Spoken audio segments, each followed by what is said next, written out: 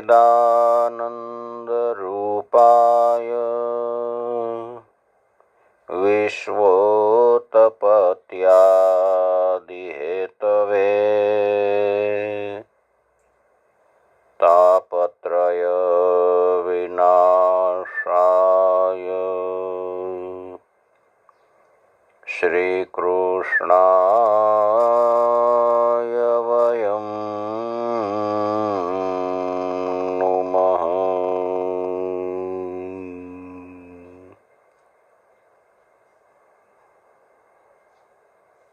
શ્રી દ્વારિકાધીશ કી જય.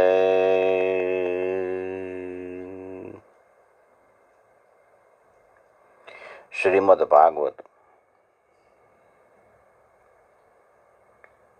કાલ આપણે જોયું કે ભાગવતનું શ્રવણ ધ્યાનથી કરવું જોઈએ, સાવધાન થઈને. સુખદેવજી મહારાજે પરીક્ષિતને કીધું કે સાવધાન થઈને સાંભળો. સાવધાન એટલે બધી ઇન્દ્રિયોને વિષયો તરફથી ખેંચી સ્થિર કરવાની અને પછી શ્રીમદ ભાગવત રૂપી ભક્તિ કાવ્યનું ધ્રુવ પદ બતાવ્યું છે ભાગવતની અંદર કે સદા સર્વદા શ્રી કૃષ્ણની લીલાઓનું શ્રવણ કરવું. શ્રવણ કેવું હોવું જોઈએ એ પણ સમજાયું છે. કાન કથા સાંભળે અને એ બુદ્ધિ એનો અર્થ તારવે કે આનો અર્થ આવો થાય. આપણે કોઈ પણ શબ્દ સાંભળી તો આપણને ખબર પડે કે આનો અર્થ આવો નીકળે સાંભળ્યા પછી. અને એટલે હૃદયની અંદર પ્રકાશ થાય અને હૃદયમાં પ્રકાશ થાય એટલે આત્મા છે ભક્તિના પ્રેમ રસમાં તરબોળ બની જાય. ત્યારે આપણે બરાબર સાંભળ્યું છે એમ નક્કી થાય. કોઈ આપણી સાથે વાત કરતું હોય તો આપણે કાનથી સાંભળીને પછી બુદ્ધિ એનો અર્થ તારવી લે કે આવું થાય, તરત જ હૃદયમાં એનો પ્રકાશ થાય.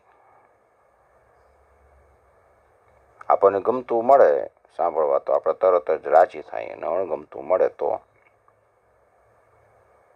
આપણને દુઃખ થાય છે. કેટલી સ્પીડમાં કામ થાય છે.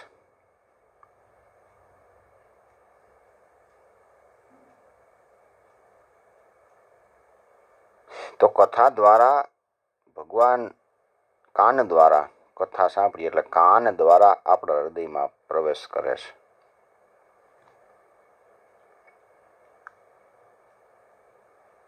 સુખદેવજી મહારાજ આગળ બતાવે છે, શ્રવણ કરો તો ધ્યાનથી કરો. ઘણા માણસો શ્રવણ કરતા હોય પણ એનું શ્રવણ છે ને સ્થૂળ શ્રવણ હોય, ખાલી કથામાં બેઠા હોય, જોતા હોય કે આને કેટલું ખર્ચો કર્યો છે. યજમાન હોય એ પણ બધાને બતાવવા માટે જ ખર્ચા કરતો હોય, અને ખાલી વેવાય વેલાને સગા સંબંધી આવ્યા હોય એ તો એમ માનતા હોય કે આ તો સંબંધ હિસાબે આવવું પડે એટલે શરીર પરાણે બેહાડી રાખે.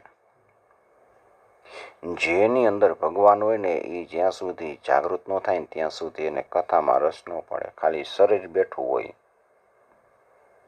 હૃદયમાં પરમાત્મા કોઈ અસર ન થતી હોય.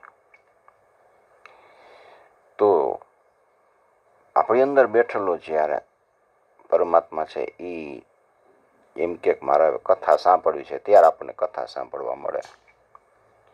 અને હૃદયમાં જે પરમાત્મા છે અને આત્મા છે આપણો, એને આનંદ થાય.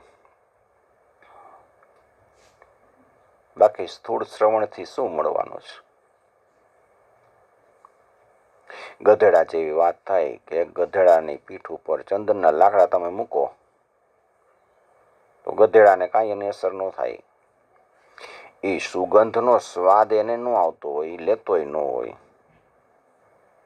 ગધેડો ભાર વહન કરીને લઈ જાય, એને શું ખબર કે મારી માથે ચંદનના લાકડા મૂક્યા છે, તો આમાંથી સુગંધ આવે. લાવ હું આમાંથી સુગંધ લઉં. સુગંધ તો આવતી જ હોય, ચોમેર ચંદનની સુગંધ ફેલાતી હોય, પણ એને એ સમજણ જ ન હોય. એવી રીતે આપણે સમજણ વગર ખાલી બેઠા રહી તો ખોટે ખોટો શ્રમ જ છે. ભાગવતમાં એને શ્રમ કીધું હશે. ખોટે ખોટું મહેનત કરવાની છે, જાવાની ને બેહવાની ને. સ્થૂળ શ્રવણ કરનારની ગધેડા જેવી સ્થિતિ થાય.